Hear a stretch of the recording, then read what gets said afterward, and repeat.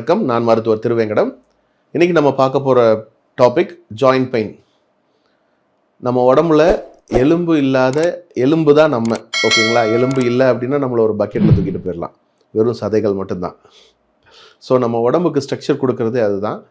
அந்த ஜாயின்ஸில் என்னென்ன பிரச்சனை வருது, எதனால் வலி வருது? மெயினாக இன்றைக்கி காமனாக எங்களுக்கு வர்ற பேஷண்ட்ஸோடது இடுப்பு வலி, முட்டி வலி, இடுப்பு எலும்பு தேய்மானம், அதே மாதிரி மூட்டு தேய்மானம். பெருமைக்குன்னு சொல்லலை, இதுக்கு வரைக்கும் நாங்கள் குறைந்தபட்சம் ஒரு 5000க்கு மேலே இருக்கிற பேஷண்ட்ஸுக்கு சர்ஜரி இல்லாமல் பெயினை மேனேஜ் பண்ண வச்சுருக்கோம். நிறைய பேர் இதனால் ஹெல்த்தியாக லைஃப்பை லீட் பண்ணிகிட்ருக்காங்க. சர்ஜரி தப்புன்னு நான் சொல்ல வரல. விருப்பம் இல்லாதவர்களுக்கு மாற்று முறை மருத்துவத்தில் சிறந்த சிகிச்சை முறை இருக்குது, ஓகேங்களா? இப்போது முதுகெலும்பில் எதனால் வலி வருது அப்படின்னா, முதுகெலும்பு தேய்மானம். சில பேருக்கு பெண் பிள்ளைகளுக்கு மெயினாக டேட் அட்டன் பண்ணதுக்கு அப்புறமேட்டு உளுந்து இல்லை கொஞ்சம் அதுக்குன்னு சொல்லி உண்டான ப்ரொசீஜர்ஸ் எல்லாம் ப்ராப்பராக கொடுக்காததுனால அவங்களுக்கு மாதம் அந்த உதிரப்போக்குனால எலும்பு அதிகமாக தேய்மானம் வருது. வெயிட் லிஃப்டிங் ஜாப் பண்ணுறவங்க, இப்போது அதிகமாக லோடு ஏற்றுறவங்க, அப்படி இல்லை வெயிட் லிஃப்டர்ஸு, இவங்க எல்லாருக்கும் எலும்பு தேய்மானம் அதிகமாக வருது. பைக் ரைடர்ஸு, பைக் அதிகமாக ஓட்டுறவங்களுக்கெல்லாம் எலும்பு தேய்மானம் முதுகில் வருது. இதனால் என்ன டாக்டர் ஆகும் அப்படின்னா, 2 எலும்புக்கு இடையில் ஜவ்வுங்கிற ஒரு பகுதி இருக்கும்.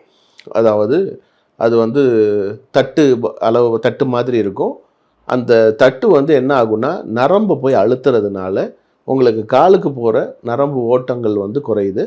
காலில் உணர்ச்சியின்மை, மதப்பு ஏற்படுது.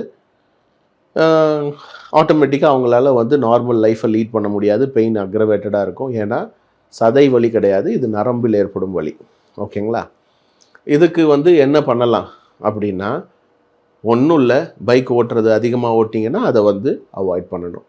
வெயிட் ரொம்ப லிஃப்ட் பண்ணிகிட்டே இருக்கிற மாதிரியான ஜாப் இருந்தால் உங்கள் ஜாபை நீங்கள் சேஞ்ச் பண்ணியே ஆகணும். இதுதான் ஒரு பெர்மனன்ட் சொல்யூஷன். என்ன தான் நீங்கள் சர்ஜரியே பண்ணினீங்கன்னாலும் திரும்ப வலி வரதான் போகுது. அதுக்கு நீங்கள் இதை மாற்றி தான் ஆகணும்.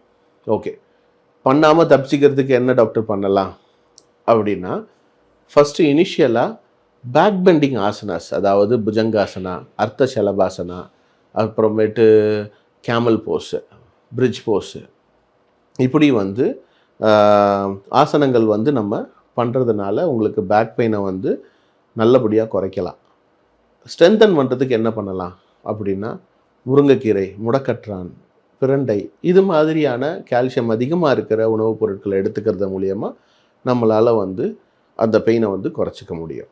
அப்படியும் சாப்பிட்டுட்டேன், இதையும் பண்ணிட்டேன், அப்படியும் பெயின் இருக்குது அப்படின்னா கண்டிப்பாக எம்ஆர்ஐ எடுத்து டாக்டர்கிட்ட போய் பார்க்கணும்.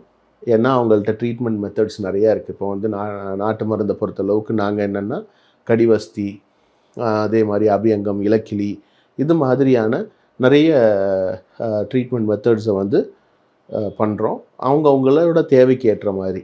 இப்போது எல்லாருக்குமே எலும்பு ஒரே அளவுக்கு தேஞ்சிருக்குன்னு சொல்ல முடியாது. அதே மாதிரி எண்ணெய் வகையில் நிறைய எண்ணெய் வகைகள் இருக்குது. எலும்புக்கு, நரம்புக்கு அப்படின்னு சொல்லி, சதைக்கு, பிடிப்புக்குன்னு சொல்லி எண்ணெய் வகைகள் நிறையா இருக்குது, ஓகேங்களா? அதுக்கு உண்டான பர்டிகுலர் ஆயிலை பர்டிகுலர் கரெக்டான ப்ராப்பரான ட்ரீட்மெண்ட்டில் பண்ணும் பட்சத்தில் ரொம்ப எக்ஸ்ட்ரீம் பெயினை கூட எங்களால் சரி பண்ண முடியும், ஓகேங்களா? ஸோ எலும்பு தேய்மானத்துக்கு உண்டான காரணங்கள், அதற்குண்டான நிவர்த்திகள் என்னென்னா ஒரு சில யோகா, இதெல்லாம் நான் சொன்னேன். உணவுப் பொருட்களும் என்னென்ன சொன்னேன்? பிரண்டை, முடக்கற்றான், முருங்கைக்கீரை, இது 3ல் எது ரெகுலராக சாப்பிட்டாலுமே உங்களுக்கு வலி குறையும், ஓகேங்களா? ஃபைன்.